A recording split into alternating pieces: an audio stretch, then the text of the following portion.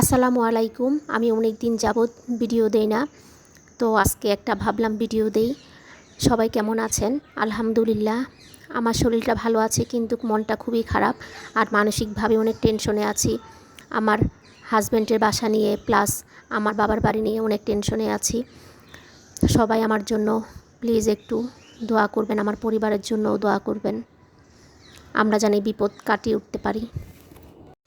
20 বছর সংসার করার পরে শ্বশুরবাড়ির মানুষকে নিয়ে এমন একটা পরিস্থিতিতে পড়ব তা জীবনেও কল্পনা করি নাই।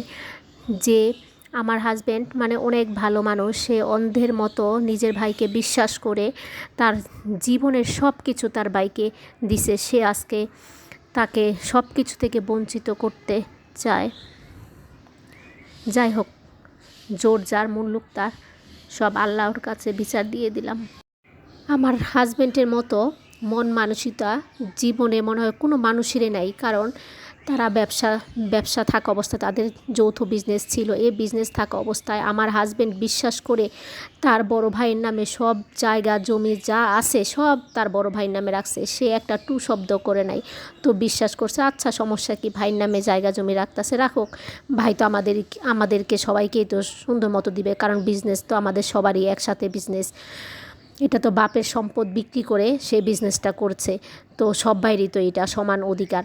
কিন্তু এখন সে লাস্টে যে একটা পোল্ট্রি নিল, এখন আমার বড় ভাসুরের এ জায়গা জমির প্রতি লোভ হয়ে গেছে। সে এখন জায়গা জমি কিছুতেই আমাদেরকে দিবে না।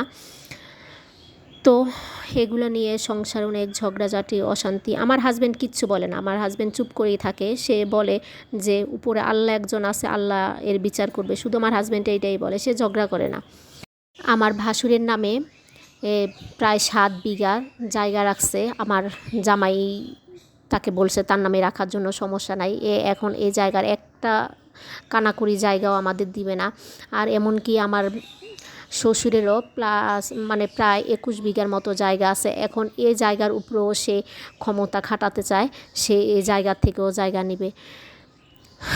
এ আর কি, এগুলো নিয়ে আর সংসারে মানে সবার তার প্রতি অনেক একটু কষ্ট। সব ভাই বোনেই তারে অনেক বিশ্বাস করছে, কেউ বাধা দেয় নাই, জায়গা যে তার নামে রাখতেছে কেউ বাধা দেয় নাই। কিন্তু এখন লাস্ট পর্যায়ে এসে দেখে যে কোনো ভাই বোনকে এই জায়গা দিতে চাচ্ছে না। এগুলো নিয়ে সংসারে অনেক টেনশন।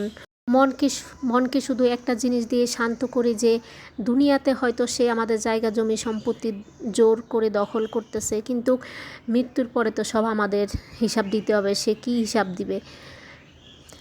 সেটাই, সবাই দোয়া করবেন আমাদের জন্য, আমরা যেন আমাদের ন্যায্য অধিকার ফিরে পাই। আর যারা আমাদের উপরে জুলুম করতেছে আল্লাহর গজব পড়ুক তাদের উপরে। এতটুকুই, আজকে এ পর্যন্তই। আল্লাহ হাফেজ।